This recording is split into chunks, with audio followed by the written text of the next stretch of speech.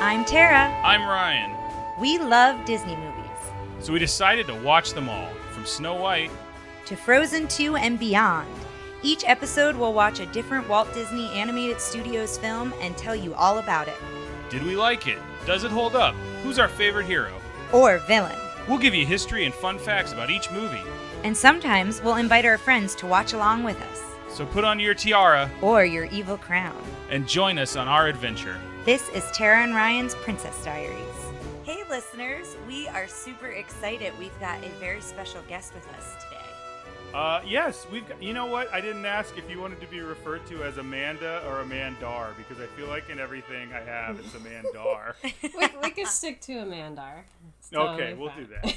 So this is our friend Amandar. Tara, why don't you guys tell us about how you two know each other? My story is I know her because Tara knows her. Well, and it's so funny. Do you remember how we, when we first met? Because I don't remember, a very specific meeting. I just remember knowing you from college and, being together in so many different things. But I don't know that I have a specific, first memory of meeting. No, I think it was just one of those things where, we had the same groups of friends and it just sort of, organically happened. I feel we, just started hanging out. And Amandar's also a music therapist. Woohoo! Yay, music therapy! Yeah. So we have that connection, and we were in the same fraternity together. So we've got a lot of different connections. Yeah, I forget sometimes too. It's okay. I think the only reason I know about it is because I was going through stuff, and you have those folders and yeah, I've got some binder that was not a binder, but a yearbooky kind of thing with the letters. No, what is that binding called? That's you do it on a journal or something. It's spiral bound. Oh yeah, that you get it spiral bound. Yeah. You go to Office Depot or whatever. I pulled it out. I was like, what is this? Yeah. Because you're younger than me, and that feels like some type of thing that would be antiquated by the time I left college. Well, we spiral bound our book when we were writing. Here's a plug for a book I wrote, listeners, Music, Memory, and Meaning. Get it on Amazon. But when we were editing it, we spiral bound them. So they were easier to flip through. All right. Maybe that's an old way of doing things, but we did that, and that was 3 years ago. Yeah. Wow. So, Amandar, Amandar's also published. So that's true. Give a shout out to your article. Music Therapy Perspectives. The title is Adolescence Perspective. Experiences of Music Therapy in an Inpatient Psych Unit. So, But so what do you think? I know we want to say you're only our third guest, our fourth guest spot, but our third guest, right? Really? I feel like we've had more. Fourth. Yes, I hate to say this, but I always forget about Chris because Chris was so early and that was so long ago. I know, it was long ago. Yeah. I always keep Chris in my heart. Amandar, see, now I'm going back and forth to be professional, but Amandar, she knew exactly what episode Chris guested. Yeah, I'm a fan. I am an OG. Love it. Fan. So what are some early Disney memories you have? Is this your favorite Disney movie? Do you have a favorite? Can you tell us anything about when you were growing up and you remember?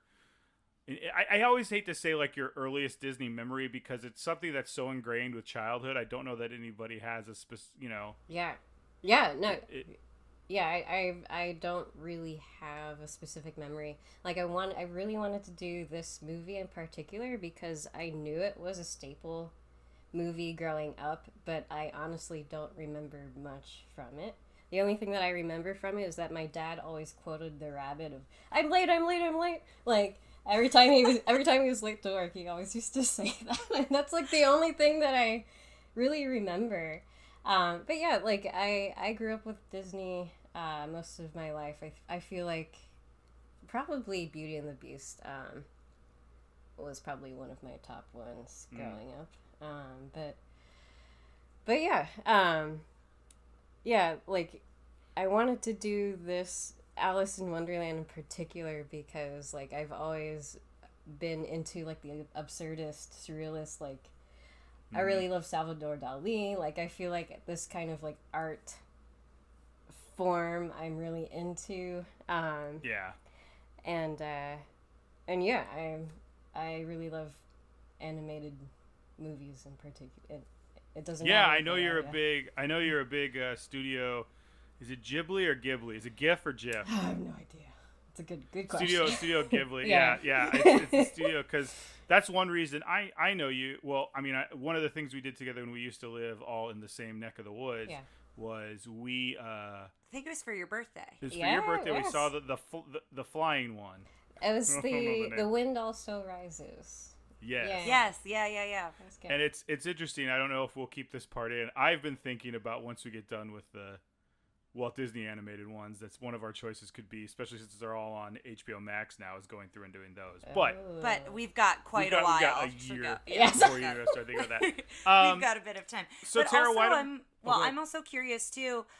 Since you are an oboist, did you ever play any Disney music as you were learning oboe, or did you do any scores performing on anything at some point? Yeah, I think one of the biggest ones was the Pocahontas. Oh God, what is that?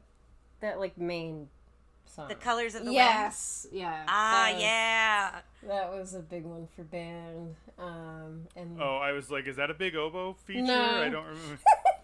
But it was just the famous a melody. Native American instrument, the oboe. Well, yeah, the double-reeded oboe. I definitely used to have one of those solo oboe books, Disney books that had the CD accompaniment.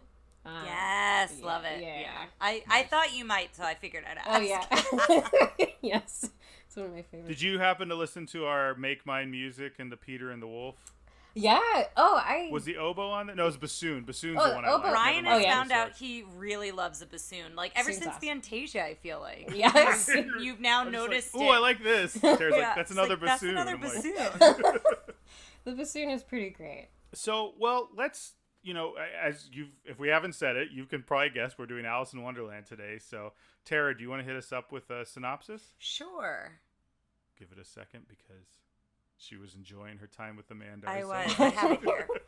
Didn't have it up. So here it is. Alice stumbles into the world of Wonderland. Will she get home? Not if the Queen of Hearts has her way. I thought that was a really funny, a little funny line. It's very ominous. It sounds like a really short blurb for a mystery novel. Yeah, right. I mean, this one does get, a little intense with Alice not knowing what's going on, so I guess that kind of fits. But it was 1951, and it got an 81% on Rotten Tomatoes. So it's based on Lewis Carroll's Alice's Adventures in Wonderland and the sequel, Through the Looking Glass. And so The Adventures in Wonderland was 1865, and Through the Looking Glass was 1871. And so, Amanda, did you read both of them, or did you read just the Alice's Adventures in Wonderland? I just got through Alice's Adventures in Wonderland, but that's great. No, I'm so pumped that you read it. I'm really excited to kind of hear comparisons and things like that.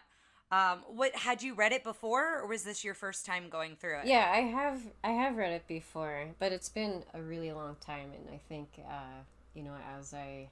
I don't think I've read it since I've been an adult. So it was interesting to revisit it.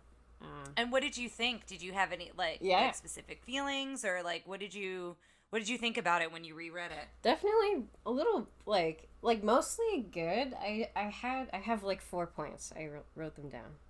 So there's some challenging things, and then overall really nice things too. But the one really challenging thing was the character of Alice. I thought that she came off as highly entitled and judgmental, Interesting. And I was really over her by the end of the book. and I the other thing about it too is that the way that I remember Alice being presented, and it'll be interesting whenever I see we watch the movie too, is that she came off, she's blonde-haired, blue-eyed, probably upper class, and like going to this world that where she's like bossing people around. Like, I don't know. Yeah. I'm digging too deep. I know I am, but that's like where my head No, is. not at all. Yeah. I feel like we go there too, so it will be interesting to see on a rewatch, like watching it as an adult. Yeah. Yeah, my remembrance is she's upset that she has to be so proper and not silly, and then immediately goes to the silliest place on earth and is like judgmental of everyone there. Yeah. So there was, if I remember correctly. Yeah, so there was that, and then like some parts of it, since it was so nonsensical, like some parts were legitimately hard to read, but at the same time, some of them were like really hilarious too. And he breaks the fourth wall a few times and talks like directly to the reader. And I think that the really cool thing that I loved the most about it is that, like, whenever the sister comes back in toward the end, like, there's this whole piece about, like, how important childhood imagination is, and, like, you know, just remembering when she was Alice's age, like, how she sort of, like, took that for granted, and I thought that was really sweet. So yeah, those were my main takeaways from reading the story.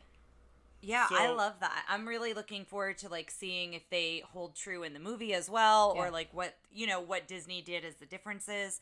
I know you want to go into the movies, right? Well, I have something I want to ask Amanda. Oh, yeah, go ahead. It's something I want to ask all of us, but I do want to tell the parents out there who have this playing while they're looking after the kids, time to skip forward maybe a couple minutes, because I'm going to ask...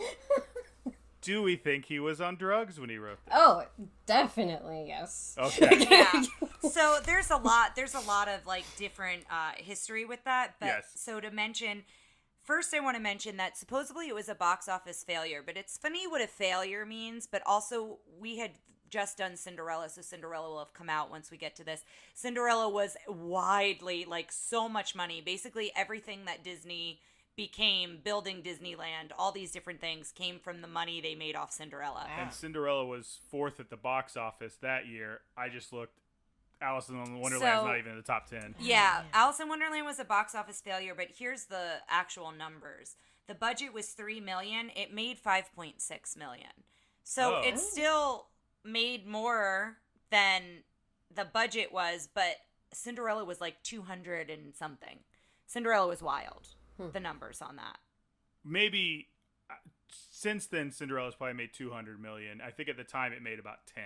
Oh, maybe. I don't know. Yeah, because the stuff, when I see it, it says that year, and like things aren't. There's only one that's double-digit millions. That must have been what it was then. That must have been overall. But do you want to real quick hear the top 3 of that year? Yeah, go ahead. Go for it. It was Quo Vadis, which I've never heard of. Yeah. Showboat, which I have heard of, and David and Bathsheba. I don't know that either. It looks like some sort of like sword and sandal with Gregory Peck. Oh. Yeah. What was that noise? It was Gregory Peck. Is that what Gregory Peck sounds like to you?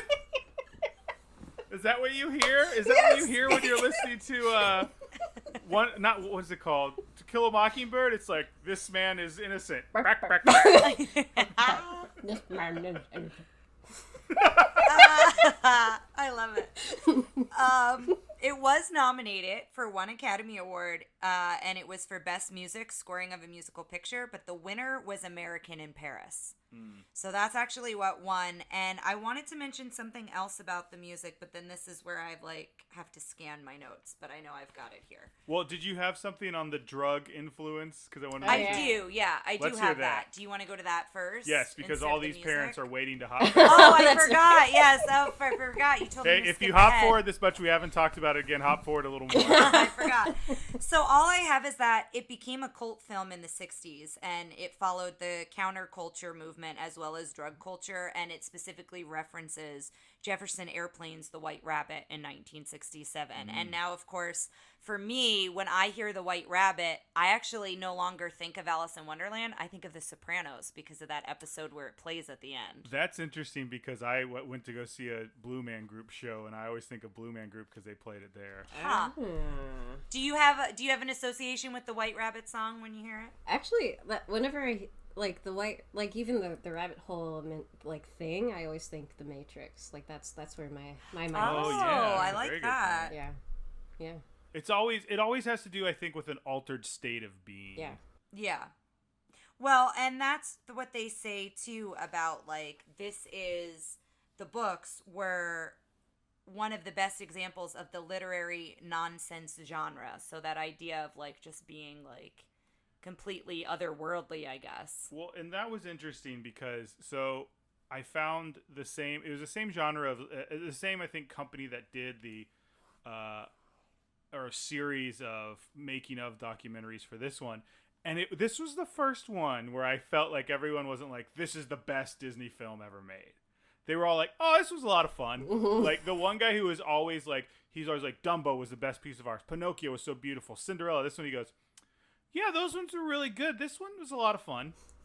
Like, just seemed really, I forget, something Gold. I think his name's Eric Goldberg. And he was just, he seemed like to enjoy this one, but it was definitely, and the other thing, the making of was about 11 minutes long, whereas I feel like every other one was 30 minutes. And this one was like, yeah, okay, here you go. Yeah, I also feel it was just so different, you know? All of their things have been based on other stories or novels or folk tales or things like that, but because it's nonsensical, I feel like it kind of was very different from what they'd done up to that point. To go back to the music for a second, it says that, from what I read, this movie has more songs and characters than any other Disney animated film. What? Yes. So I found that really interesting. And there were more songs composed for this movie that they wound up not using them. So they reworked them, and they're in Peter Pan. So like the Crocodile song, and there's, I think I'm Flying is another one. And so I'm assuming it's the melodies that they reworked. I didn't really say one way or another. Well, that was one of the things in the documentary they talked about how they made this work, because for one thing, Walt was trying to get this off the ground since the 30s. Yeah, I read it was in development for over 10 years. Yes, and he was trying different stuff. There's a short. I forgot to look these to watch some, but I will, and we'll post them up on the group. But there were another reason to get back on Facebook, Amandar. There was a series of shorts he did where it was like a little girl kept going into. Her name was Alice, and she would go into like his animations. Oh. And I don't think it was specifically Wonderland, but it was things like she'd fall down holes and do stuff like that. Interesting. And that was always his interest in it. And then later they kept going through all these versions of, well, like, what do we want to do with this and how we want to do it? At one point, it was supposed to be a live action woman who went into the world. But they couldn't quite get that together. And at one point, when they were really thinking about it, they had Ginger Rogers was supposed to be the live action. I saw that. Oh my Yeah, gosh. and I also have that there was an adaptation in the 30s that was more true to the book. And what did you hear about this in your research? And it wound up being rejected because it was too scary. So yes, they show that, and they did a story. They did a version of it, like just the storyboards with their version. They go, this isn't the Disney style. Like everybody, it was supposed to look more like the famous illustrations in the book, but that looked horrifying. Yeah, well, and here it says that the Hatter and the Hare chased Alice with knife and scissors. The Cheshire Cat had like hundreds of very sharp teeth, and Alice was nearly beheaded by a grinding gear. Oh so that gosh. was like an Cool. adaptation in the 30s. Yeah. I don't think any of that happened in the book. Yeah, so that was an interpretation that they went away from. They didn't keep that. There's something. Speaking of adaptations, so have you got? I when I was a kid, they had another adaptation that had like Red Buttons was the rabbit, and I think Ben Vereen was the Cheshire Cat. Ooh. And it was like a TV version, and we'll have to find it because it's a 2-part TV movie. And at the end, she meets the Jabberwocky, who looks like a garbage bag monster, but like also like it looks like it's like rubbery, but it's like dripping. It looks like the xenomorph from Alien and a dragon and a bunch of garbage bags. And we'll have to put it up there because when I was a kid, it scared the living daylights out of me. Yeah. It scared me so much. So we'll find that and put that up there. I just want to know if either of y'all had seen it. Sounds like the answer is no. But so let's go back real quick to what we were talking about with the art, because this whole thing really took off because of a woman who worked in I believe she was an art director and kind of she would do illustration. The art directors did illustrations that would lead the animators going forward. Her name was Mary Blair, and she had a lot to do with the movies after this one too, but this was the one that I think kind of started off with her, and it was such a good job of color. She got a lot of her color ideas, it said in there, coming out of, she was part of El Grupo, the group that went down to South America. Oh, yeah. And so she did these vibrant colors, and she did a lot of stuff. Like one of her big things was black and grays with the red of the cards on top of it. and that sort of thing. But she also, I believe, was the woman when we saw the Imagineering documentary who was in charge of coming up with like the idea for It's a Small World. Oh, okay. I believe. I have to double check that. But Mary Blair is someone we should all look out for. She's also one of the like harshest looking women I've seen on a Disney documentary.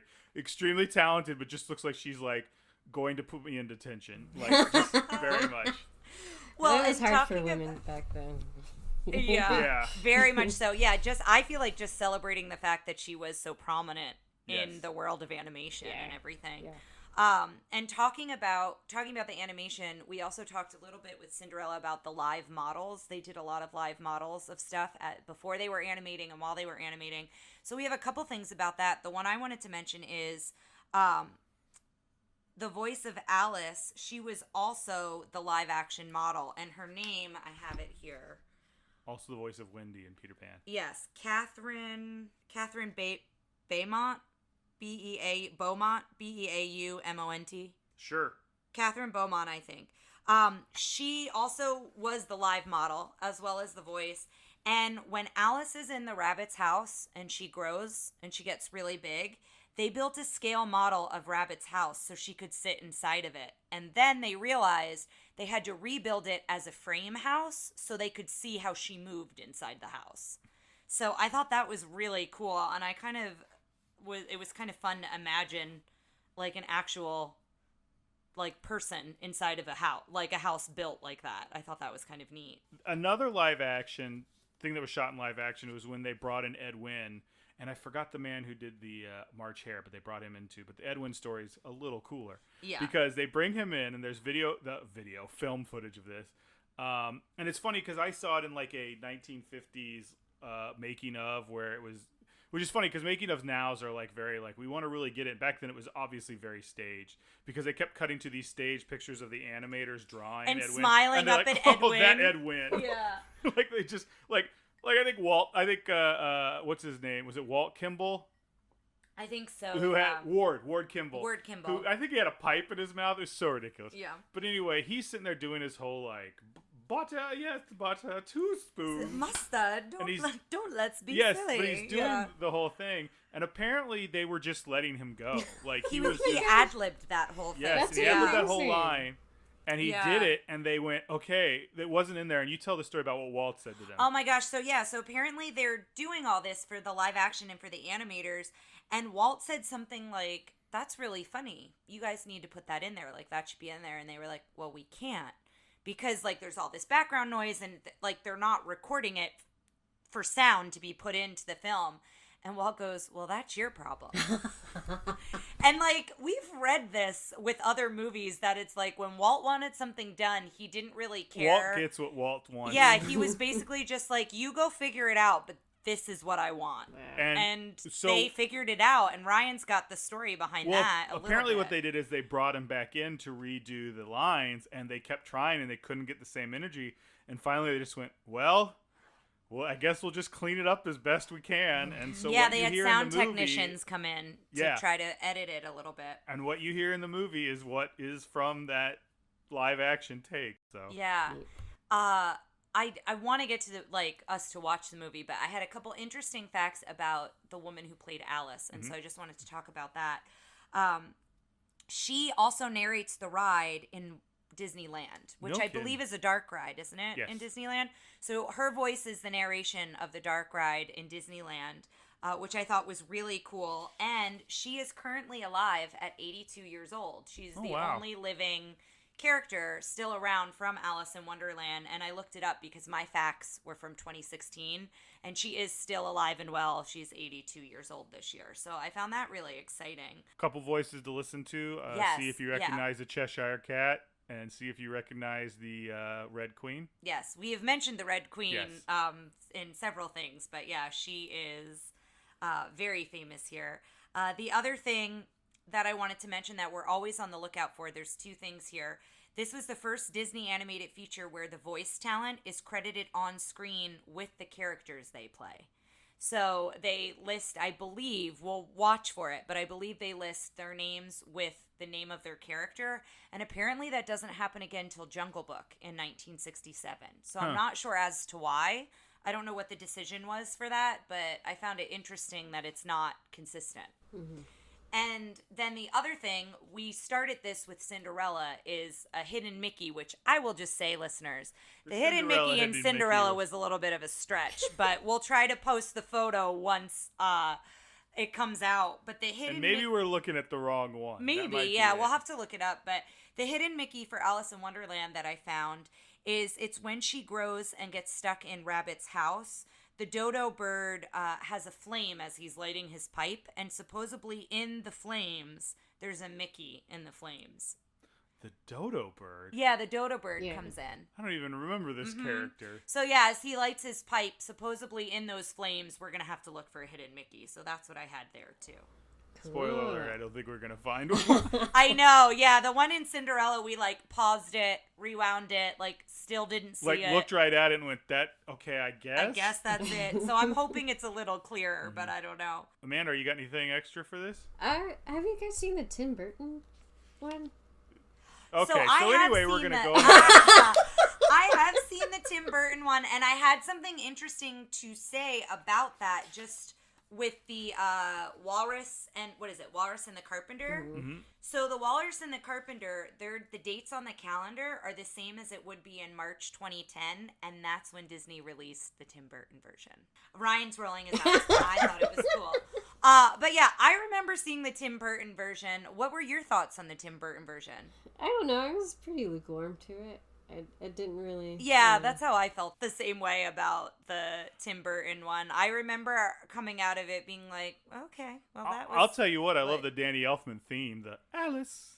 Oh, yeah. Yeah, I did like that, yeah. I really like that, because remember we went to go see that Tim Burton concert, and that was in it? I was like, we're going to play something for this. They played. I'm like, this is really good when your eyes aren't being assaulted by horrible images. Yeah. Well, and I will say, I just love the Mad Hatter so much, and I don't know. I wasn't super thrilled with that interpretation of it, but to segue into the Mad Hatter, I've got something kind of fun here that the phrase, the Mad Hatter, is based on the phrase mad as a hatter, and I legitimately went down a rabbit hole. I know why this is. And it's so fun. So I didn't know this. Yeah. Amanda, do you know the history of Mad as a Hatter? I think so, but go ahead. Yeah, so it's the hat industry of the 19th century used mercury exclusively. So, okay. Yeah, and Ryan's nodding his head. I didn't know this. Continue. Yeah. The listeners might not. So, liquid mercury is one of the causes of mercury poisoning, which is said to have caused brain damage. And here are some of your symptoms: slurred speech, memory loss, and tremors, and behaviors that can be seen as insane. That was word for word. So, what in a hat uses mercury? That I didn't... Like, what tool? That didn't say. It just said that, they used it extensively, so it must have been used in maybe the making of it and the materials. I don't know. Maybe as an adhesive or something. That I'll have to do a deeper dive and find out specifically what it was used for. But I just thought that was kind of a fun little fairy tale. I guess not a fairy tale fact, but a historical fact. But yeah, guys, I think we're good. Amanda, are you good? Yeah. We're good. All right, so let's take this one out of the clamshell and pop it in the old VCR. All right, we'll see you on the other side.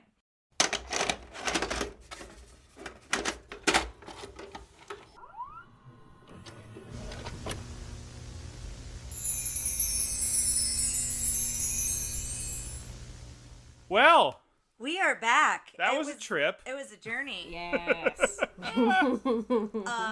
So what did you think compared to, because I know you just read the book and we talked about how you watched it when you were younger. What were your thoughts on it overall? Yeah, I think compared to the book, it definitely, I liked Alice in the movie way more than I did in the book. I think in the movie, I feel like it was she was much more almost Snow White-esque, naive and still this overall arching theme of trying to figure things out. And I feel like that sort of goes along with like the whole like theme of the movie. And she was more palatable as a heroine than I think you described her in the book. Yeah. Like she was fun and interesting, and like she's very curious, which went I liked. along with it enough that it was interesting, but also didn't take anybody's like ridiculousness at certain levels. Yeah. Yeah, she was a lot better than I remembered her. Yeah, I feel like she had a little bit of agency to her too, which I liked. Yeah, but we joked during this whole movie. I don't remember a whole lot of it. I know. I was like, Ryan, are this. you sure you've seen this movie? Because there's a lot you didn't remember, but there is a lot in the movie. I think there's a good chance that, like I always talk about DTV and everything, I feel like they divided this up into segments for things to show on Disney Channel. They very well could have, yeah. Probably. For content and things like that. So I guess we'll get into it, and basically what we're going to do is kind of break it down like we usually do. A lot of this is so visual that it is going to be hard to describe a lot, so we'll try to highlight all the characters and like each kind of story that comes on, but I noticed how fun the credits were. You did see all the characters in the credits. It was the first time that they did that, and I really liked it. I'm unsure as to why they stopped doing that and then started doing it again, but I really enjoyed the opening credits. I like them too. I like the artwork. Yeah, I did too. The look of the whole movie was very beautiful, and the characters were fun. Like, it was very beautiful, but yet still very cartoony. Like, you talked about Bambi looking like an impressionist painting, or how detailed Snow White or Pinocchio was. This felt like kind of the cost-saving cartoon, but the colors were very vibrant and interesting, I thought. Yeah. Well, and even as it opens, like, it kind of goes from the beginning, it being very vibrant. It opens with, it's her sister, right? I think so. Reading to Alice, and Alice is up in a tree with her cat Dinah, and you know, she's not interested because the book doesn't have any pictures, and she said in her world all the books would have pictures, and she's basically daydreaming through her studies.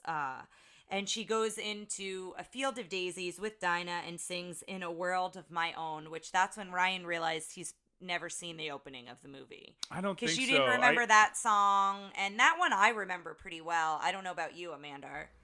No, and I don't think that the opening sequence is super memorable anyway, and especially compared to the rest of the movie, so maybe that could be part of... What is how quickly can we get down the rabbit hole? Well, that's next. I would like to call my mother and ask. I don't think we watched this one because I don't think she likes it. That could be very true. I have a very strong feeling that might be of I just caught bits and pieces off Disney Channel and we never sat down or and maybe watched this it one. wasn't on DTV, but maybe they aired it on Disney Channel and you just caught it while it was on and then like walked away from it. No, you know what I mean? think they did it like, remember how I used to talk about since their lineup used to have they'd have weird spaces in between, like they could have a show that ended at like 3:11, and then like they didn't have anything until 3:30. But they would have 19 minutes to fill, so they'd show cartoons, they'd show one song from DTV, things like that. I think they broke this up like they did Make Mine Music. Oh, because you could break up the story. Yeah, you could just could do like the Mad Hatter scene, or you could do the Her in the House scene. And so essentially we see that she's like singing and she looks in the reflection of the water, and then that's when she sees the rabbit. And so the rabbit comes running in. You know, I'm late, and, you know, he does his whole bit, and it's the running theme for him. It's just a rabbit in a waistcoat. I know. And then she's like, wait a minute, a rabbit in a waistcoat. And then we noticed, Mandar noticed that his eyes were red, and they were. His eyes are like bloodshot red for pretty much the whole movie, I think. His eyes are red, and he's very stressed. And then we were mentioning how white rabbits do have like pink, red eyes, especially when they're first born. So we went there with it. But he has a famous voice. We recognized his voice, and Ryan looked it up, and it is Mr. Smee. I'm sorry, I blanked on it. I was sitting there. He's done a couple other voices, but the big one I remember him from is Mr. Smee. Mr. So Smee. we'll see him next week. Yeah, which is or hear exciting. Him, rather. And so because I'm a big Mr. Smee homer. I like Mr. Smee. I love Captain Hook too. So she climbs into the rabbit hole and she falls down, and she. Can I just jump in real quick? Yeah, go ahead. I know there are so many crazy characters, speaking of which. So Amanda, Tara, me, jump in when you get to one that you really like, and let's dive into that. Yeah, definitely. There are some ones coming. Yeah. So when she first falls into the rabbit hole, before she falls, she, like, Dinah stops herself, but Alice doesn't. So she falls, and Dinah's up there, and Alice is just like, bye, Dinah. Like, does Dinah wave? I don't remember. I don't know that I caught it. I feel like I have this very vivid memory of Dinah, like, doing a paw wave. But Alice seems totally cool with just floating down this rabbit hole at first. Like, she's kind of just, like, taking it all in, and we notice the lighting on her before there's a lamp on a table, and before that's floating by. Yeah, that's floating by, and before she turns it on, the lighting of her was really interesting. And so she kind of floats down, and there's all this kind of furniture and different things floating up, floating down as she's going down. And then she sees the rabbit again, and so she goes to run, and she has to open all these doors, and each door she opens, it gets smaller and smaller. And so she's able, I think, to go through that set of doors, and then she comes into this other grand room where she sees a curtain. Curiouser and curiouser. Yes, curiouser and curiouser. That's another line I remember. And then that's when she meets the doorknob, and what I wanted to say about the doorknob here is that is the only character in this film that was not in the books. Oh, for real? That's what my note said, that he was the only one that didn't appear in the books. And I feel like that doorknob has an appearance in, like, the parks and stuff like that. Like, he's, like, pretty memorable as a character in this. He is. He's got a lot of funny, like, dad jokes, like doorknob, like, puns. He's really pleased by himself. Yes. And so what's curious about him is he tells her to try things and do things and look for things, and then they appear. So she couldn't have done it until he said it, essentially. So the first thing is the bottle on the table. Well, why don't you try the bottle on the table? And then this glass table appears with a bottle, and it says, drink me. And then she gets very, very small, and he says she's just the right size, I think.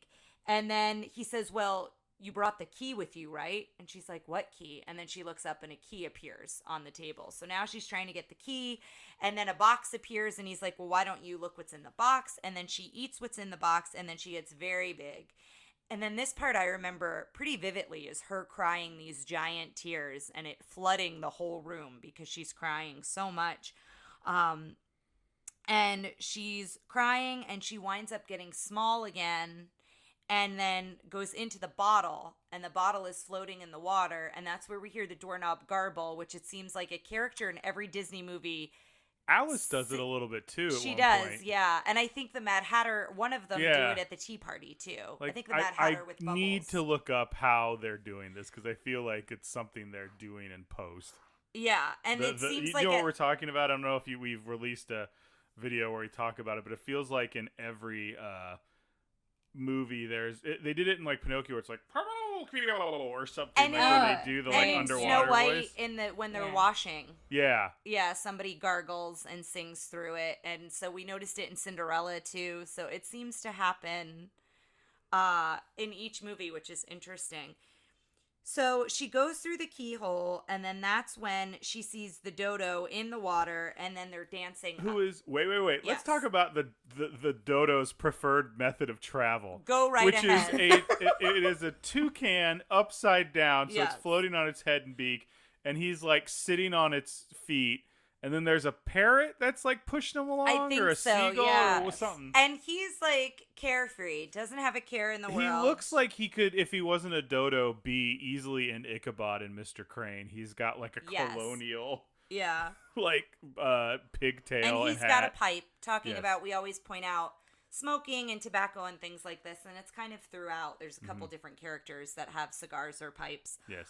So he's up on the rock, and all of these other creatures are in a circle running around, and he's got a fire up on the rock, and he tells her the only way you can get dry is by running around in this circle, but all the creatures running around in the circle are getting hit by the waves, so they're actually never getting dry, but he's nice and dry because he's up on the rock. Yes, with the flames. And that's a good example of the nonsense logic that like carries us through this whole movie.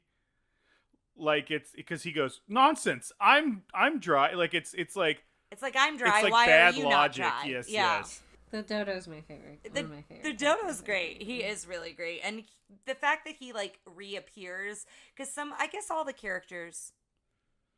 He shows the up lizard again. Doesn't reappear. Bill. For the most part, Bill. Yeah, for the most part. He has a name. I apologize, How dare Bill. you? We don't refer to you as the woman, do we? Fair enough. For for the most part, most of these characters reappear to her. There are certain ones that don't, but the Dodo does pop in and out throughout. And so she sees the rabbit again, and so she follows the rabbit. And then that's where we meet Tweedledee and Tweedledum. So now she's in the woods. She meets them, and the first thing you see are the little flags on their hat. So before Alice sees them, we as the viewer see their flags. And then we see them, and she's, I think, climbing through a log or something. And so she comes out, and she's kind of startled by them. And they are all about rhyming. All of their words kind of rhyme, and they've got this little sing-song tales. manner. Yeah. And they just made me laugh. I really like all their sound effects and mannerisms. And well, anytime they bounce around, they've got like a bicycle is almost what I said, a bicycle horn kind of going off. Yeah, and they do the how do you do, let's shake hands, that's manners. So, that's one of the first lessons. They're trying to teach her manners, like, that's manners. Introduce yourself, that kind of a thing. And then they start kind of baiting her a little bit. They start talking about this oyster story without talking about it. And then that gets her curious, and so she asks about it. Right, because she was curious, and they go, oh, the oysters were curious. Yeah, like... you know what happened to them? And then she's like, what happened? So then we come upon the walrus and the carpenter. And they start telling the story. So it's through Tweedledee and Tweedledum, and they're the sun and the moon. So that's kind of how they're like in the story. And it's like the sun was shining bright that day, which is weird because it was the middle of the night or something like that. So it's this weird half day, half night land. And then you pointed out that the walrus has no tusks. No tusks. Big old mustache. Yeah. Which kudos for that, but no tusks. Yeah. But yes. Well, this was my favorite, I think, one of my favorite. This used to be one of my favorite as a kid, and it's dark. It's very dark. So it's dark, but it didn't. I can't think of a better example. But I've seen, maybe because I knew it was coming. But in our like adventures through these movies, I've seen scenes that I've gone, oh God, like when all the McCoys die or whatever. Oh yeah, and they're all ghosts. That was very shocking. And there's something else. There's something else that happened that I remember that was real dark. And Willie dying, that being the last thing you see in Make Mine Music. Make Mine Music is pretty dark in general. Yeah. But like this, I was like, oh, he's gonna eat the oysters. And I think because they were so blobby, like maybe they didn't. The oysters connect to me. They were babies. I thought they were women in bonnets. Like I thought of them. But they were baby bonnets. Were they baby bonnets? Yeah, they were the baby oysters, and the mother oyster was the big one. Okay, I thought of it like a school for women, and it was like the matron, like almost like not exactly. They didn't look like nuns. My goodness. No, they didn't look like nuns, but I thought that was like Mother Superior, and they were just slightly younger. Do you understand what I'm saying? I get what you're saying, but they were babies. You can't eat baby oysters. But he did. Those aren't baby oysters. They were baby adults. oysters. They could vote. They refer to her as a mother. Yes, but I think it was mother like the house mum or the Mother Superior. I don't know. We might have to agree to disagree on that one. Got them from the listeners. The monastery. Yeah. Hit us up with your oyster We just thoughts. watched Sister Act, so you're thinking of... Right. That's what you're thinking of. You just watched Mother it with me, Superior. so I don't know why you're not thinking of it. So there's one thing about this scene in the song, because I was sort of like periodically going back to the book, but I was looking at the lyrics to this song, or the tale that they had, and there's like a line that says of shoes and ships and sealing wax, and my mind immediately connected it to Puff the Magic Dragon. Oh. Is sealing wax a line in that? Yeah, it's like paper, bottom strings and silly like something. It's like what the something boat's made out of, right? Yeah, the boat he sails to Honolulu. Yes, right. Something about two pieces of literature that I believe, skip ahead mothers, have a lot of drug influence. Well, Peter, Paul, and Mary have come out and said that it had nothing to do with drugs, but I don't know that that's entirely true. But they've been very adamant that it's like a child's imagination, from what I've read. But but I just thought it was so weird that and both brought mentioned sealing wax. Yes, that's it. Out of all things. Yeah, it's little Jackie Paper, love that rascal Puff, and brought him strings and sealing wax and other fancy stuff. So good tie-in there.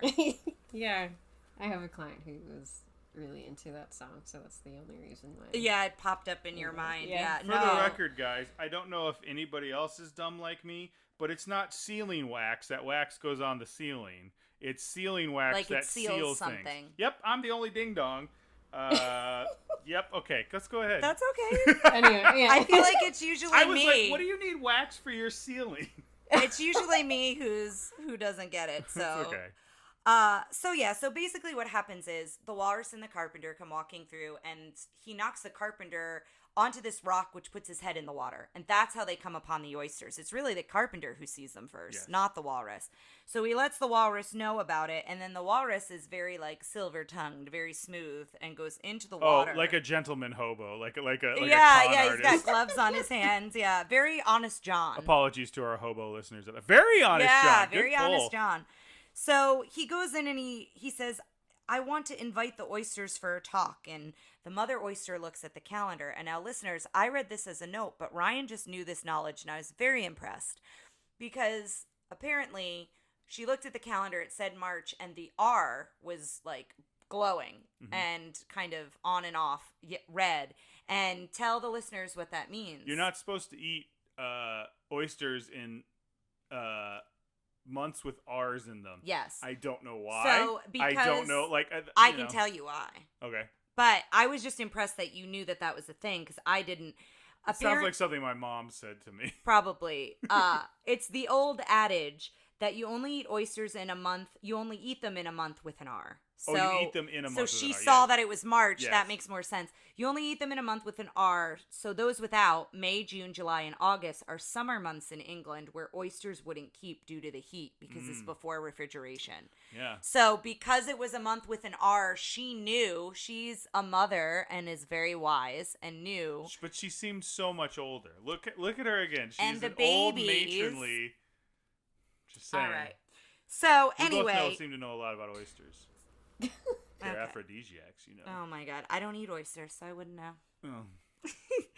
Oh. So anyway, so he doesn't get the mother to come, but he gets all the babies. He's like, come for a walk with us. And they're mesmerized by him. You know, they're very taken with him. Well, he plays his cane. It's very Pied Piper. Yes, that's what I have here. Yeah, it's very Pied Piper. And so as he is playing his cane as the flute, as the Pied Piper, or the pipe, yeah. The carpenter builds the sea shack. It's kind of like a little sea shanty restaurant. And he builds this one-room shack to dine. And they're all sitting down and getting ready to eat. And the walrus is talking to them and, like, getting ready. And then he suggests to the carpenter that they would be good with a sauce. So And bread. Where did that bread come from? Yeah, and that bread just... Not how is the anthropomorphic walrus speaking to the anthropomorphic oysters. Where did the bread come from? That's what worried. True, yes. This whole movie fell apart. With the bread, yeah. It did. So he's basically distracting the carpenter, and so then the baby oysters see that oysters are on the menu, like that they're fresh and they're live and they're today. And so the carpenter's getting the sauce ready, and that rhyme and that song is coming back in that they're singing throughout. And he comes and he's all excited to eat the oysters, and the walrus is crying. Right? Yeah. He's crying. You think it's because they were so good? I don't think it was supposed like to that be. He wants more. I don't know. It's an odd mix of emotions. It almost looked like he was like in pain because he ate so much. Yeah, and then he like holds that. his stomach. He holds his belly at one point, and then the carpenter it shows all the empty oyster shells, and they kind of glisten. And the carpenter sees that they're all gone, and then starts chasing him, and then he runs through the door like Looney Tunes. Yeah, the walrus does. So it's like the cutout of him as he goes through the door. And then we cut back to Tweedledee and Tweedledum. And Alice, who they're like, there's a moral to that story. And she's like, yes, if you're an oyster, and like completely misses it. Yeah. She's very weird in that sometimes I think she's very smart and clever, and other times I'm like, you ding dong. Well, I feel like she doesn't really learn a lot of the lessons, because some of the lessons come back up about, like, you need to hold your temper. Is it the Cheshire Cat? No, the caterpillar tells her that. Yeah. And then that's where she really needs to hold her temper with the queen, and she doesn't. So it's like things like that kind of come back a little bit. They're like callbacks. But So they start singing another tale. Old Father William, I think, is what they start singing next. And then Alice just wanders away because she's so focused on the rabbit, and she stumbles on the White Rabbit's house, and he's shouting Marianne. He refers to her as Marianne, right? It's a bigger thing in the book. Isn't the Duchess here in the book? And there's like yes. a baby who's a pig or something. Yes, exactly. Yeah, that whole bit is not in this movie. Yeah. But it wasn't. I'm pretty sure it wasn't the rabbit's house. It was the Duchess's house, and the rabbit was like coming out of the house, and and then the Duchess had to leave, and like Alice had to take care of the baby. And, but it's clearly a baby pig. But the whole thing with them like insisting she's someone else is like, when they do it in this movie, it's odd. Yeah, because it kind of comes out of nowhere, and he just. And maybe he's just so wrapped up in that he's late. He's just noticing it's someone. I know you're trying to put a little logic to this, but I think I think this is one of the few movies where it's like they're literally just trying to be weird. It's just nonsense, yeah. So we also noticed here, I wrote a note that it was a hard cut, and we made the point, Amanda looked it up, that the walrus and the carpenter is in the looking glass, right? Mm-hmm. And then, which is the second book. Yeah, which is the second book, the sequel, and then this story with the rabbit and the house, and even though it's different with the Duchess, is in the first book. So there was kind of a hard cut in between those two. But so he is asking her to search for his white gloves, and so that's what she starts searching for. And then, of course, she doesn't learn her lesson when she eats drinks the bottle and then eats what's in the box, and she eats something. She goes, "Oh, I don't mind if I do," and eats something in the rabbit's house. Yeah, it's the exact same. How do you forget the cookies that make you grow? Yeah, like one of the most important things. And so she gets very big and grows, and her foot goes right out the front door. And I remember that so vividly. And she basically just kicks the rabbit out of his house with her leg. And now the Dodo is back, and the Dodo comes by. And he's blowing his nose a lot, which I thought was like just an interesting quirk. Like he's got this handkerchief and is blowing his nose, and he says, "Oh, what we have to do is rip out the chimney." And the rabbit is like, "Oh, are you going to go up the chimney?" He's like, "Oh, no. So he says we have to get somebody, and that's when I love Bill. He's not in it very long, but I love Bill the lizard with a ladder. And so he's a chimney sweep, and so he's like, "Yes, I can go up there," and he climbs up on the ladder, and he sees what they're now referring to as the monster, which is Alice. And then he's deathly afraid and doesn't want to go anywhere near Alice. And the Dodo basically, again, like Ryan said, the Dodo's just like forcing everybody else to do stuff and kind of like, no, this is the right way. This is what you have to do. And so he helps the lizard up to the chimney, and he says, all you have to do is pull her out from the chimney. Just pull her out through the chimney. It'll be fine. And so as he's going down into the chimney, all the soot comes into the house, and so she sneezes, and Bill flies up to the sky when she sneezes. He goes like out through the chimney, and then the Dodo says, "There goes Bill." Yeah, that was my favorite line. Also, Bill, and we'll get into this a little later, Bill reminds me of there's a lizard I vaguely remember in Rescuers Down Under, which I'm pretty sure we're doing. We are doing. I've seen one of them, but not both of them, and I don't remember it very well, whichever one I've seen. He throws all the furniture, and he's like, "We'll smoke the monster out." This is where Tara pinged up. She's like, "That's not his house." No, like not his house. Like the rabbit is like nervous and upset, and he just like starts picking up all the furniture, and he reaches and like he's just reaching out and doing all this stuff. And we looked. Did you see the hidden Mickey? He lights it. It looked like it could be for a second when he first lights it, and he's holding his pipe or the match up in the upper right corner of the screen. That's I know. When I'm gonna have to start seeing if I can find we'll look some and see if we can find it again. Yeah. But as all that's happening, she realizes, well, maybe if I eat something, I'll get small. And so she reaches out into the garden, picks up a carrot, and the rabbit's on the other end of it, and he's terrified that she's going to eat him. And so she eats the carrot, she becomes small, the rabbit runs off, and now she's very small, so she's not her normal size. And she runs through the flowers. And I remember a lot of this scene because of how whimsical it was in the beginning with the butterflies, like the bread and butterflies, and the rocking horsefly. But this is where she meets the all the flowers in the garden and the rose and all of these different flowers, and they sing Golden Afternoon, which is a pretty song. And Alice sits down to listen. She meets all the flowers in the garden, and then she tries to sing with them, and it's not so great. And all three of us were like, we don't really care for her singing voice. And I mean, she doesn't sing all that often, just a couple times. But in this one, too, I think it's supposed to show she doesn't really fit in with the flowers, with the way she was singing. But then you mentioned something when they do the big finish, two of the, like, yellow daisies clash together like cymbals. Like cymbals, and I'm like, she just killed two of her friends. Is that what happened? Yeah, the like, rose. They look like sunflowers almost. They're not quite big enough, but it's like she's sitting there, and she looks like she smashes two copies of her head together, and the petals go everywhere. Yeah, and that's tantamount to me like doing the symbol with two skulls. It looks like. So then they start asking what kind of flower she is, and that's when Amandar said, and it is very reminiscent of the catty elephants in Dumbo. They're as cruel or worse, I think. Yeah, I think they are meaner. Yeah, they start, like, picking apart everything about her. Like, look at her stems and look at her petals, and they're referring to all of her looks as things of a flower. And then they use a Latin name for, I didn't look it up, but they say later, a weed. We don't want a weed in our garden. So essentially they think she's a weed, and they're very cruel to her. And then they dump water on her. And then she kind of like floats down and leaves all the flowers.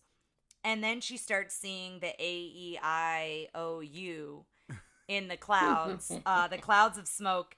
And she comes upon the caterpillar who's singing what I called the Vowel Song. I don't know if that's the name of it, but he's just singing the vowels. There's a song, I think it's by Capital City, called Vowels. Oh, I don't. Do you guys know this song? I don't know. It's like the chorus is like A E O ah, like it's like that. It's so good. I'm serious. I think it's a real song. We'll put it up on the Facebook page. I don't think I can play it now, but let me see. I think I have it in my saved. Okay. And he starts doing all of his very, like, the caterpillar, I think, is very iconic. Like, even if Alice in Wonderland wasn't one that you watched a lot, like, most people know the caterpillar and the "Who are you?" as he's, like, blowing smoke into her face. And so I liked some of the bits with his body, like when he went to smoke the pipe and no smoke was coming out, and he looks down and his hands, like, that are lower are holding it and blocking it, and he, like, with his other hands, like, taps them to let go. And then that happens with his feet, like his bottom 2 feet are hanging off the leaf and he almost falls, and it's like he almost doesn't have control of his whole body.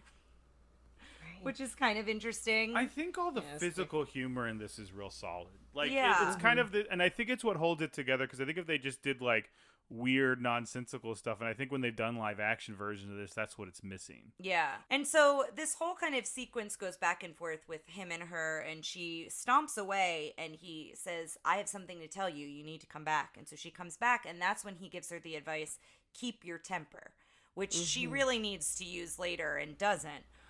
He doesn't either. No, he doesn't either. He does not, and he's very much like her when she says later, I don't listen to my own advice. He gets very angry, and because she says she wants to be bigger, and she says, well, 3 inches is nothing to be, and insults his height. And so that's when he gets really angry, but that's also when he then turns into a butterfly, too. Yeah, so I had something to say about this part, too. I think that there's, like, a common motif in this movie of, like, you know, this is what it means to be getting older and, like, you know, learning your way around the world and stuff. And I think this is the first time, like, this dynamic between her and the caterpillar is where it, like, really comes out. Like, who are you? You know, like, and Alice, like, going through, like, this existential, like, crisis of, like, I don't even know who I am. Yeah. And, like, trying to find her identity and what defines her. Yeah. And, like, you know, this morning was so different, and now I've done so much between now and then. And, you know, like, I just think that that's really interesting Is that in the book? Oh, yeah, definitely. Okay, because I don't think... the way the scene... some of this stuff is played out in the movie feels like they're more just for fun. and I don't know if they're following that stuff because that's what was in the book. But you know what I mean? Like she's just like, I don't know who I am. Like I think it's more played like a who's on first situation, almost. Yeah. Do you know what I mean? Like I don't necessarily think the Disney filmmakers were really pushing that existential like who am I, or like this is about growing up. I think it's shown through because of the book. Yeah, and I think too as an adult you might pick up on those themes more than as a child, just in general, whether you read the book or watch the movie. Well, when do we think they actually start making these for kids specifically? Because I think at this point it's more of Disney isn't thinking them kids movies. Like Snow White wasn't intended to be for kids. Yeah. I don't know. It'll be kind of interesting to see. Yeah. I'm sure we'll start reading about how things are marketed and things like that when we get a little bit later on. Yeah, but interesting. Yeah, but then that's also when he talks to her about the mushroom, because she's asking about wanting to get big again, and one side makes you taller, one side makes you shorter. And so Tara and Ryan, after dark, we should take some mushrooms and watch this movie. Oh boy. Okay. That'll be an interesting night. And then record a podcast. See how that goes. It's just an hour and a half of us going, oh God! Just shouting and laughing and crying. All of it at once. But so she tries to figure it out, and I love that what she finally figures out is if she licks it, that's what is the best, because if she bites it, it's too much one way or the other if she takes an actual bite. So then she becomes like the perfect size again and puts them in her pocket. The other thing I loved when she got really big was the bird that screams, "Serpent, serpent, you're trying to get my eggs." Do you eat eggs? Well, yes. Then serpent. Yeah. Such a wild bird. And so now she comes to the tree with the signs, and this is where we first see the Cheshire Cat. And first we see the smile, of course, and then we get introduced to the cat, who's one of my absolute favorites. I forgot how much I liked him. I have a lot of background with him because anytime the moon is a little sliver, when I was a kid, my mom would go, "Look, it's the Cheshire Cat." Oh, I used to do that and be excited about it, though. Well, as with anything my mom drilled into my head, it started as kind of excitement. It annoyed the heck out of me, and now I'm kind of getting a nostalgic feel for it again. So full circle. Yes. Mm-hmm. And then he like leaves footprints, and he's standing on his head, and he's doing all this silly stuff. And again, this is like a lot of visual stuff happening with him.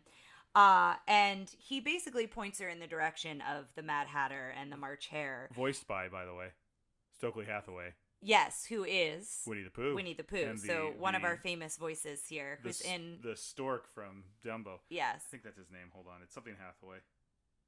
Go ahead. And the most famous phrase, one of the most quotable things I think from this movie, is he says, "Most everyone's mad here." So that is a quote that I always remembered. And then like after that, he's like, "You see, even me, I'm not even here all the way myself," which I kind of liked, and he was like disappearing as he said that. Yeah, I'm not all here myself. Yeah, Sterling Holloway. I know. We need to remember his name because he's in so many different things that we come across. But then we get to probably one of the most famous scenes that another kind of iconic scene, iconic characters, the very merry Unbirthday tea party. And so she kind of just sits down and they're singing and they're having a good time, and they hear her clapping. And they get very startled that this girl just sat down at their tea party that is such a big table, so many empty chairs, and they start saying no room. And they start like trying to take up every chair.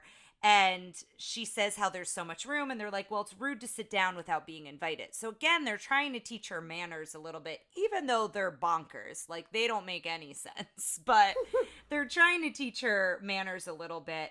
And you see the dormouse very briefly through this whole sequence, and she asks what an unbirthday is, I think, is how it comes up. And so then they start singing and describe what it is. And the Mad Hatter takes off his hat, and there's a cake under it, and she blows out the candle, and it becomes fireworks. It's just this whole very, like, kind of nonsensical, kind of fun, silly scene. And then the dormouse comes out of the teapot and sings, "Twinkle, twinkle, little bat." And I always loved that. Like, the dormouse just being so out of it. And then they start the whole kind of circle of clean cup, move down. And so this happens a couple times. They start it. They're so interested in her story. Where are you from? Where did you start? Like, what's been going on with you? So she starts her story. She mentions the cat, and the dormouse goes wild. Oh my God, there's a cat, starts running all around. They're like, get the jam. You have to jam his nose. And so they get the jam and they spread it on the dormouse's nose and he calms down. And then they say clean cup again. And it kind of is like a reset and it starts all over again. This makes me think of there's a Monty Python skit. You guys, I don't think you know Monty Python that well, but Amanda, do you know Don't Say Mattress to Mr. Jenkins? I don't know that skit, no. It's one where they keep going to a mattress store and talking to this guy and they say, oh yes, would you like to buy a carpet? And they're like, no, we're here for, he keeps pointing to the mattresses and obviously he's saying carpet or something. And he goes, no, we're here to buy a mattress. And he puts a bag over his head, just stands there. And they're like, who said mattress to Mr. Jenkins? And they have to get in a box and sing a song. It's the weirdest thing ever. It's so bizarre. But I just remember for some reason, whenever anything like this happens, anyone's got a weird remedy or don't do this weird thing, my dad would always turn to me and go, don't say mattress to Mr. Jenkins. That's funny. I love that. So they start the whole clean cup thing again. Unless there's some sort of remedy about jam in the nose that either of you know that I don't. Oh, no, I don't. It's, okay, no. It is just a ridiculous remedy. Yeah, I think so. Okay, I'll shut up now, sorry. No worries. And so then she goes back to the story. And this part I loved because the Hare was like, oh, I don't want a full cup of tea. I just want a half a cup. And he slices the cup. And then the Mad Hatter pours the tea and it stays in the cup and he's drinking it. And they're like, why don't you have some tea? And she's like, I have been trying to have tea. She's so frustrated. And I feel like everyone can relate to Alice here of being in a situation where you're like, I'm trying to explain this to you, but you're not listening or it's not going well or, that frustration of being I'm not being heard. I feel like that's what she feels like in this moment because there's all this madness happening. Or when your husband keeps interrupting you trying to get back on track. On a podcast. Actually, I wasn't thinking of it that way. I was thinking of it in these terms, but I almost didn't want to say it because I don't think it's identical to it. But sometimes when you're engaging with someone with dementia, the clean cup is a reset. So sometimes it's a word or story or something will trigger that person to then start a story over or to then ask you the same questions. Mm-hmm. It's not the same as what happens in the tea party, but that I'm reminiscent of that feeling of a restart of okay, this phrase, now we're going to start over kind of a thing. And that's kind of what the clean cup is. They just keep going through it and it's the circle and it's maddening for Alice. She just she's like, okay, I'm kind of done with it. And then the rabbit shows up. And right before the rabbit shows up, there's another famous quote. She's stark raving mad. That's another one. It's my favorite because why does he say it? She goes, why is a raven the writing desk? Says it, he asks it to her. She's stark raving mad. Yeah. I low-key love the Mad Hat. The March Hare. Good. I love both of them, but you're right. The March Hare doesn't get enough credit. Yes. I agree after rewatching because this. The Mad Hatter is so good and he looks so much like Edwin. Oh, I mean, he was designed right after Edwin. But even knowing that going into this, I didn't realize how much his mannerisms and stuff, him moving his hair and a couple so good. It's great. And so he says that the rabbit shows up and he's like, who's got the time? And the Hatter's like, well, no wonder why you're late. Your watch is 2 days late or something like that. Which every watch could be 2 days late. It's 24 hours before. That's a good point. So he tries to fix it, and he's like, well, I know what's wrong. Your watch is full of wheels. And he starts pulling out all the gears. And then I listed all the things he pours into the watch. It's butter, tea, jam, sugar. Then the 2 spoons. And then the mustard. And he's like, don't be silly. That's the whole improvised bit we talked about. So good. So good. And then he has a squeeze of vaudevillian. lemon Yes. is the last little bit. And that was improv too, was that? Yeah. But that's his vaudevillian background is so good there. Yeah, and then the clock goes crazy. The clock goes crazy, and then I believe it's the March Hare that slams it with a hammer, and it goes black and white for a minute, all gray tones, which I really loved. It was no color at all, and then she kind of the rabbit leaves. She tries to go after the rabbit, and then she says, well, that's the stupidest tea party I've ever been to. We were all so tickled by that line that she was just she's like, enough of this nonsense. I want to go home. Yeah. Yes. Can we stop down on this for just a second? Yeah. Because I think the Tea Party is so iconic to the general story of Alice. It's this like it's so ridiculous because it's around something that's supposed to be so formal and so like proper, yeah, right. And what Alice is used to. That is not a tea party she's ever been to, right? But it's also big coming out of this because you've got the teacups at Disney World and Disneyland. Yeah. This movie has so many, like, it's one of the ones that has is represented multiple times, like very early on in Disney World, where they've got like they've got the teacups. I think they have the dark ride we talked about, which is in Disneyland. There's the Mad Hatter's Tea Party or something. There's something where they used to have like in the 2000s, like not a rave, but it's like a late night thing at Epcot or something. Yeah. And they keep, every few years they try and change it to something a little more adult, and it gets shot down. I think the best one I heard they had was Tron, like where it was all that cool like laser colors. But at the end of the day, everyone goes, bring back the Tea Party, and it's all these like,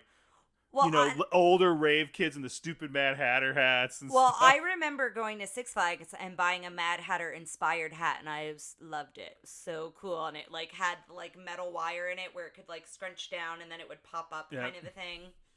So yeah, it did become very iconic. Kind of sad I don't still have that hat. I'm not. So, she's done with all of this. She wants to, she's trying to get home at this point, and then she finds Tooglywood. Now, these are all words from the Jabberwocky poem, correct? The Stavely moves and the mole the wraiths eyeglasses in and the stuff. trees. So we see all these very kind of weird animal characters. The like eyeglass birds. I like this part. I do too. And she's in the woods. She steps on the honkers that Ryan saw them in the corner before they came out, and he laughed, knowing that it was going to come up. It's like a mama bike horn and her babies. And it mama and her babies? Kind of like the oysters? Did you notice that their ages between them were much closer? The woman oyster was incapable, had moved into the crone part of her. She was Listeners, now you know what it's like to live in a house with Ryan and I. Amanda's been friends with us long enough to know this banter, but we also see the frog drum and like the cymbal. I liked them a lot. And here I said it had a very Wizard of Oz feel a little bit. Like she wants to go home. She like doesn't understand this world. She's like kind of done being in this world, done exploring it, like wants to go back to what's familiar. Essentially. Yeah. I have another quote from that part too that was like, I can't find my way because I don't have a way or something like that. When she's trying to find her path. Yeah. And not knowing what her path is. The Cheshire Cat's like always or the Queen's ways, or just when she's having like I think when she's trying to later on she finds a path and then starts going down it, and then the broom dog, sweepy dog comes and sweeps it away. Oh, can we talk about the mole wraiths or whatever they were? I'm pretty much there. I just wanted to highlight some of the other characters. You had the umbrella birds that were bathing that then looked like vultures. They were fun. The shovel bird. The shovel beak. Yeah, the shovel beak. The pencil heads. The pencil heads. The bird with the cage. The bird cage that swallows the birds and then go back in the cage. I love that one. And the accordion bird. So you're seeing all of these characters. The owl accordion. Yeah. Ooh. Okay. I like it. Nice. Thanks, guys. And so then that's when she comes across the pencils and they start writing on the sign, "Don't step on the mome raths." It's the pencils that write it, not the cat. They say don't step on the mome raths. Right. And then they make an arrow to a path, which is the path we mentioned earlier. And this I think is where she says that quote that you mentioned, Amanda, because she's so happy she thinks she's going home. Mm-hmm. She found the path. She's like, okay, I'm on a path. I know where I'm going. Kind of similar to the Yellow Brick Road again, where it's like, this is the path I'm supposed to take. And then the broom dog comes and sweeps the whole path away. And I wrote here she's very trusting. And I think that goes back to also being naive. She just automatically assumes and trusts that like all these people telling her things, all these characters have her best interest when really they don't at all. And she kind of like just follows. She's like, oh, here's a path. And like doesn't question, is that going to be a path to home or not? And doesn't really stop to think about it. And then that's when she sits on a rock and kind of decides to stay put. She's very sad. You know, she's telling how she gives herself good advice, but she seldom follows it. And there's this song that she sings. It's again, we were like, we don't. Her singing voice leaves a lot to be desired. But I think overall, as our speaking voice, I find. I think she's fine. Very delightful. Yeah. And so all the creatures that we mentioned earlier all come and gather, and they're all crying with her. They're all very sad for her as they listen to this story. And then everyone's starting to cry, and then they start to disappear. And you had a good comment. Is she crying them out of existence? Yeah, like... There's some weird dream logic in this, which, I mean, I think the whole thing at the end was a dream. But, like... Yeah. But then our buddy comes back to get this movie back on track. Yeah. I know. Then he comes back, and, you know, she's saying all she wants to do is go home, and that's when he introduces the queen. And she's like, well, I haven't met the queen. I don't know the queen. And he opens the tree trunk, and it's a door, and through the tree trunk, you can see the castle to where the queen is. And that's when another song that I absolutely love, Painting the Roses Red, and you see all the club and spades. I think they were all clubs. I think were it was they all the clubs? ace through 3 of clubs, maybe. It might have been, yeah. Who are painting the roses red, and they basically explain, we made a mistake. We planted them, they were white roses, and now if the queen sees that they're white and they're not red, it's off with our head. So we have to paint them all red. So she's like, oh, I'll help you. And so she helps them, and this whole song comes along, and then you hear that the queen is being announced, and the rabbit comes in with the horn, and all the red cards come marching out and dividing up, and it's this whole big sequence.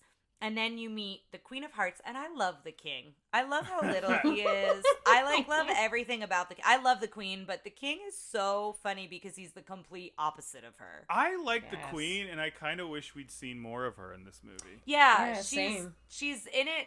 She's not in it very long, and it's at the end. Mm-hmm. So yeah, and she's such a kind of imposing figure that she's a force. Yeah, a very fierce queen. And I love like the comedy. So in Cinderella, we talked a lot about Lady Tremaine switching from kind of calm and sweet to very mean.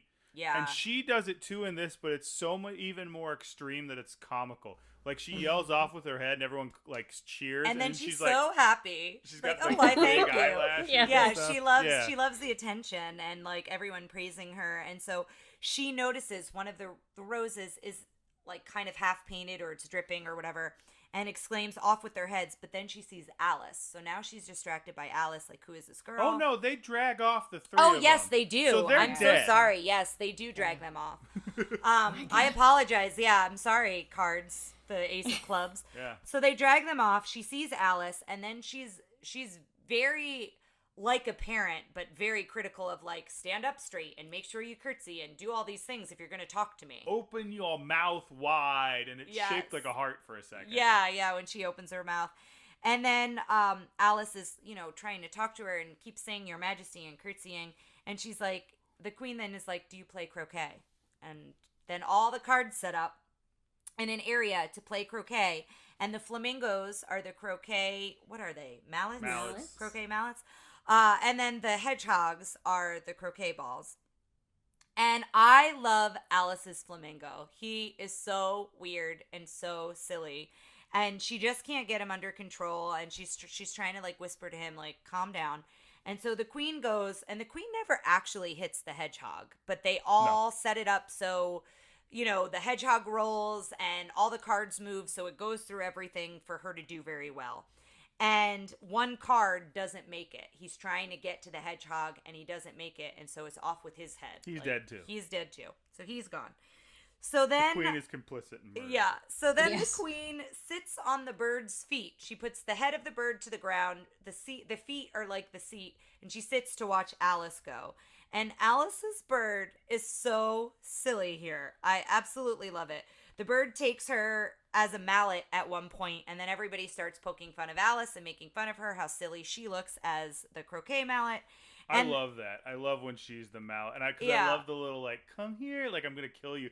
She's animated very well. She's not nearly as cartoony as everyone else. Mm-hmm. She might be one of my favorite.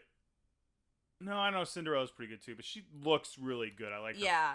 I like her face, is what I was about to say, like a caveman. So then, as she hits the croquet ball, all the cards move in the opposite direction, so she doesn't do well.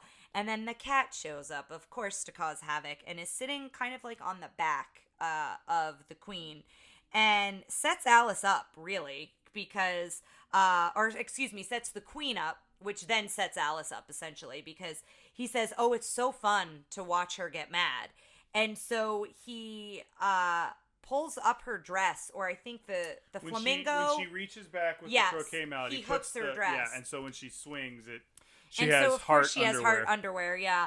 Great. And so her face is so red. It is probably the reddest it gets here. She is so angry. And she's off with her head to Alice, and the king begs for a trial for Alice. So pleads with the queen, please, please, please, let's have a trial.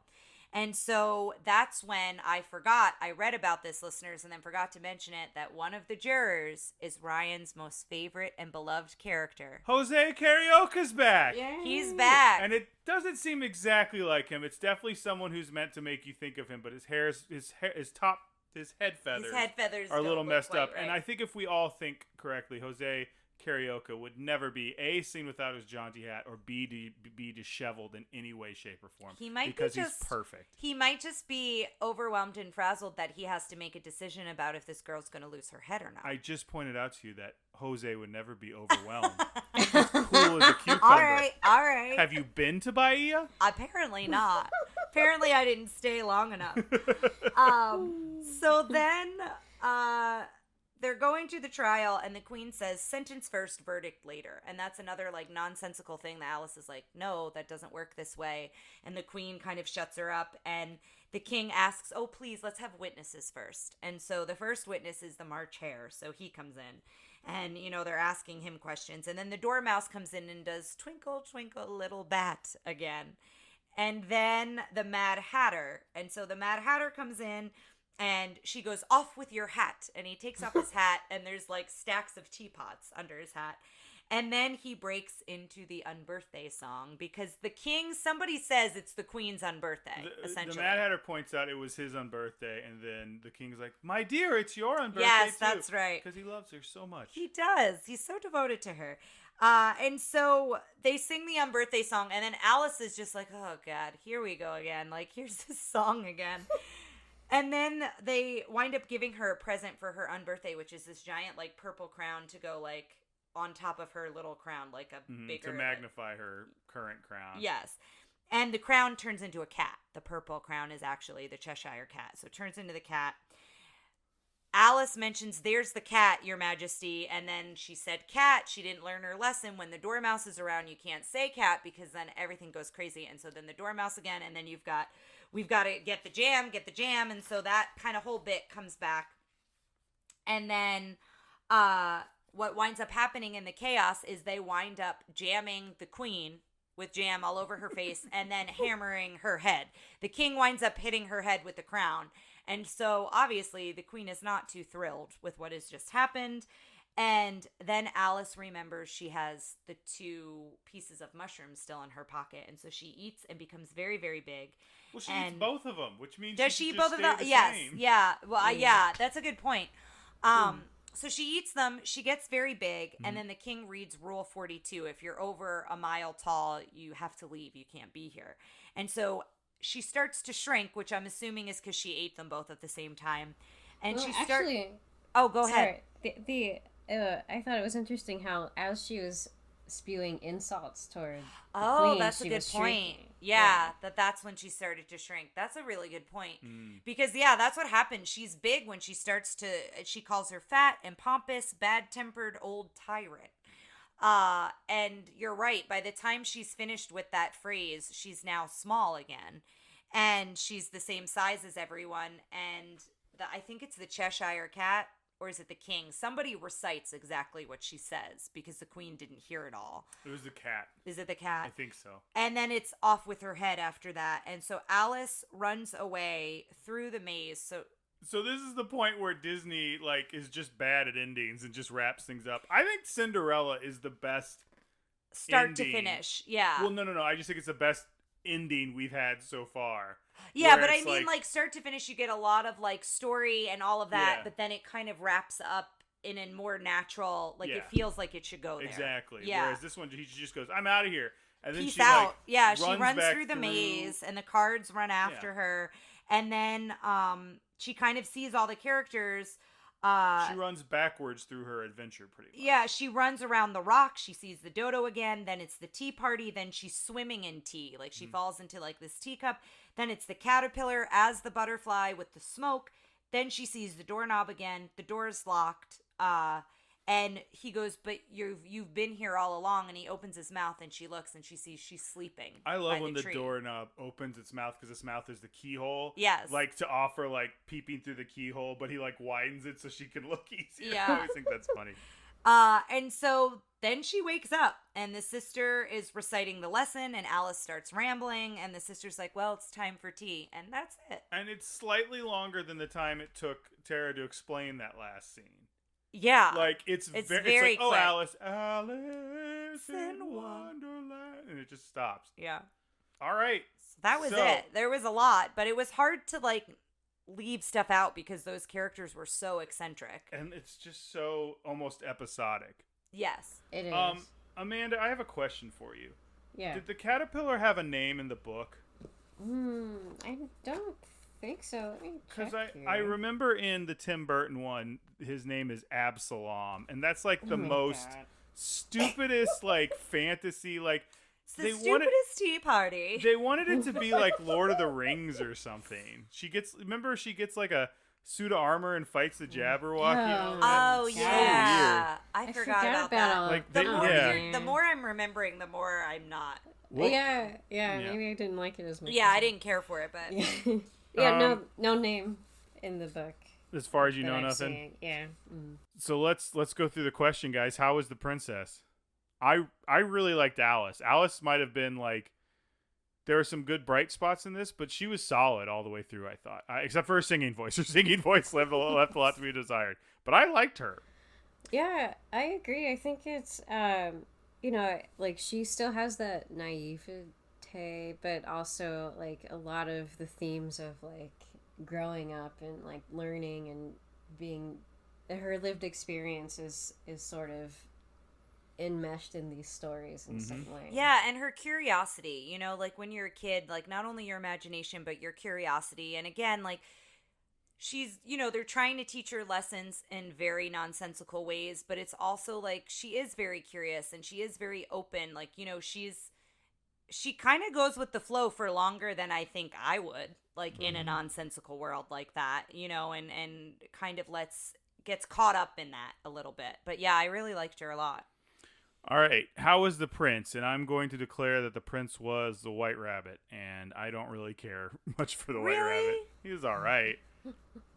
Yeah, I feel the same way. Like, I'm neutral in this one. I guess for me, I'm surprised, but I guess it's because, like, the I'm late is something I always remember. But I guess, like, thinking about him as a character, all we really know about him is he's this very anxious, overwhelmed rabbit. He's relatable, but he's not necessarily interesting. Yeah, I guess that's true. Yeah, I could agree with that. Yeah. Let's go with the sidekicks, but we're gonna just call him because I think the only real sidekick in this was Dinah, who didn't have much of a the presence. Cheshire Cat, because he sticks with her but I a lot. was gonna say the side characters. The Cheshire Cat is wonderful. Yeah. I love the Mad Hatter, but I repeat my statement that I think the March Hare is vastly underrated. Yeah. The Dodo is fantastic. I know, Amanda, you said the Dodo is one of your favorites. Yeah, I think it was, but I also really love Cheshire Cat too. Yeah, and Cat's Bill, I'm fun. shouting out Bill the Lizard. I know he was in it very briefly. I don't know that he'd be considered a sidekick, but I do love him. And I also liked all the little creatures in the Tuggly Woods or whatever. Yeah. Yeah, they were cool. Villain. I really liked the Red Queen, the Queen of Hearts. Yeah. Same. And she's in Villainous. She is in So we don't have Villainous. to talk about what she'd be like in Villainous, but Yeah. have we played? You've played I've her. played her. Some of us have. I think I've played her, but yeah, in the game. But no, I loved her, and I'm finding I'm loving characters with tempers. Like, I love Donald because he loses his you temper. love your husband. She's a little mad Madam Mim because she's mad. Everybody's mad there, but also like her temper, and I love how she's so hot and cold, like so one to the other, and she is just kind of this very. She rules with an iron fist. I don't know how else to say it. Like I don't want to use that term, but like she just like. Everyone is doing everything to make sure she is happy at all times, and no matter what they do, it still doesn't go right. And she's also a different flavor of mad. Everyone else is crazy and just kind of like, woo, and she's like determined and angry. I love how into croquet she is, even though she's terrible and she doesn't have to try.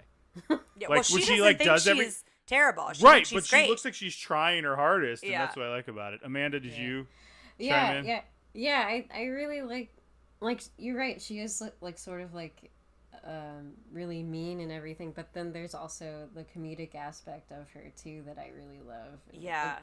It sort of helps take the edge off, I think. Yeah, because she is really ordering a lot of people to be beheaded. Like, let's be honest. It is, like, kind of a very, like, intense thing that she's, sending everybody off, but yeah, that... And if she was too intense, I don't think it'd work in this movie. Yeah. Yeah, I think the comedic, the like when she's smiling and laughing and thanking everyone, and the king. I think the king being so opposite, I really like the king a lot as well. I think that helps balance her out a little bit. What was everyone's favorite musical number? Amanda, do you know? I think the Red Roses too. Although I really did like the Golden Afternoon song too, but I think I'm pushing for the Paint the Roses Red myself. I was going to say the same thing, and it's such a simple song, but I really enjoyed it. I love Painting the Roses Red. Here's me with all my songs, but no. I love Painting the Roses Red, and I love the Tea Party song. It's bonkers, but that one and the Twinkle Twinkle Little Bat in there, it's just, that one for me is very nostalgic. But the same with Painting the Roses Red. As soon as it came on, I was bopping along and swaying to it, and I really did like that one a lot. I remember the whole situation with Painting the Roses Red, but I don't remember the song. All right, let's go through with how it holds up. Guns and firearms and ethnic representation. I don't think there really was any of that. Yeah, you could argue that hookah could be, especially like and like doing that little oboe piece too. Like it has like a very Middle Eastern feel to it. So I don't know, like maybe that could be something, but yeah. Besides that, I don't really. Yeah, I again. If you disagree, feel free to email in. But like, even that feels like sometimes when we do this, we feel like we're like trying to find the problem. Right. Like that was just some weird thing. But speaking of the hookah, let's talk about drinking and smoking. The eating things and the eating the mushrooms and things can be interpreted in a lot of different ways on drug use. Yes, on that bit. Yeah. I don't necessarily think, it's a nonsensical world, but the smoking is pretty prominent. The walrus has a cigar. The dodo has a pipe. Does anybody else smoke? Yes. The caterpillar. The dodo has a pipe. The caterpillar has a hookah. The caterpillar with the hookah. I feel like there's one more, but I can't remember it. So yeah, smoking is kind of throughout it. And like, the caterpillar smokes into her face, like, many times. Female character agency. The sister had none. The sister was like a nothing character. She's like the prince she had more lines than the prince did in Cinderella. Yes. It's hilarious. Alice, she wasn't going after a man. She wasn't doing any of that stuff. It was just her voyage of curiosity. Yeah, I think she had agency. And the queen was fun. It's always, I feel like the villain characters always feel like they have more agency because they're commanding. They're commanding. Yeah. Their goal is not to. Their goal isn't. I need to find a man. It's they have more. That's why I think a lot of the women villains have been stayed with people through to adulthood and through their lives. # team villain. Yeah, exactly. But Amanda, what did you think about Alice and kind of her agency? Yeah. Yeah, I think I agree. It definitely, she was a child and sort of acted like one, she also made decisions that were sort of like based in reality, and I don't know, I think it felt appropriate. Cool. Yeah, and I feel like her, as we mentioned, her being naive and her curiosity, it all felt natural. It didn't feel forced. It didn't feel like, Ryan, we did mention some points where we're like, okay, silly, like you just ate something, Yeah. Those kinds of things. But that's being a kid. That's like learning a lesson and learning it more than once in multiple ways, that kind of a thing. Right. So here's a big question that always makes Tara nervous. Not for this one. Not for this one. You know where it's going? Up on the shelf, baby. Do you put it in a clamshell? Do you put it up on the shelf, or do you lock it away in the vault? No way. It goes up on the shelf. Amanda? Up on the shelf. Yeah. All right. I'm going to say something that might be a little controversial. Oh, no. Here we go. I would put it on the shelf simply because there's right now, and I don't think we should change this, but there's no repercussions of me saying that. But if you were to say like only 20 of these movies can go on your shelf, this one wouldn't. I think this would be a quick one to get rid of. Interesting. I like the characters. A couple of the songs, but I think most of the songs are okay. I think overall the movie is a little like nothing. Like I agree with the guy I saw in the documentary. Oh, this was a fun diversion, but like there's so many, like especially coming off of Cinderella, which surprised me how much Cinderella was so good. And I think I can't wait for you to rewatch it, Amanda. Yeah, I think when I was a kid, if you would have told me when you're older you're gonna like, because I always wanted to watch this one more than I'd want to watch Cinderella because I thought this one was weird and wacky, and I think it's better for kids. But now as I grow up, I'm like, I'd rather watch Cinderella. I'd rather watch other ones. It goes low on my shelf, but I definitely think it's the one that goes up there. Again, we're gonna have to start keeping track. Well, I know in my brain right now, but the more movies we have, probably the harder. We're gonna probably have to start just having our list and like every so often posting it on social media just to be like what goes on the shelf for both of us. Well, I think we the reason we do the shelf is basically, is it worth watching? Is it worth spending your time watching? And this one I think this one is. I think. If you only have to watch, if you're like, I can only watch 5 Disney features, I don't think this would be on any of my list to watch one. Yeah, I respect that. Yeah. Do you guys think it's one that you could just throw on and let a kid watch? Other than, I think maybe the smoking, I think it'd be fun. I think so. Totally. And I also think it's one, like when we talk about the package films, if you have a younger child but you kind of want to introduce them to it, just show them the Tea Party, or just show them, you could do it in smaller segments or sections, and I think it would also be fine because it's all nonsensical. So kind of showing them just bits and pieces I think would be fine as well. Well, Amanda, thank you so much for coming on and doing this and just like us. Spending your night with us. Like we know this is a chunk of time, and we always thank our hosts, but we know that we kind of recorded this one in the evening, and so thank you so much. We really appreciate it, and it was so good to have you on. Yeah, thanks for having me. We have started doing, if you have anything you'd like to plug, now would be the time to do it. So if it's anything, it can be some piece of something you're working on. It could be whatever you want. It could be peace on earth. We don't care. My one plug is to be more actively anti-racist. I don't know if that's like okay, but I don't know. Fine. That's what plug. You don't know if that's okay. No, that's a great plug.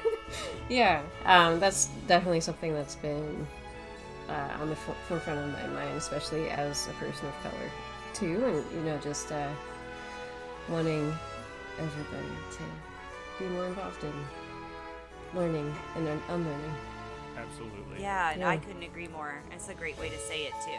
Well, thank you again, and thank you guys for listening, and we'll see you next week with Peter Pan, I believe. Thanks for listening to Tara and Ryan's Princess Diaries.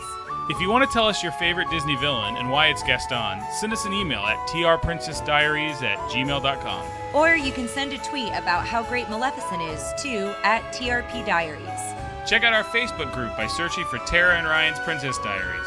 Tara and Ryan's Princess Diaries are available on iTunes, Stitcher, Spotify, Overcast, and many more. Wherever you hear us, please be our knight in shining armor and give us a 5-star review. Thanks again, and until next time, remember to always live happily ever after.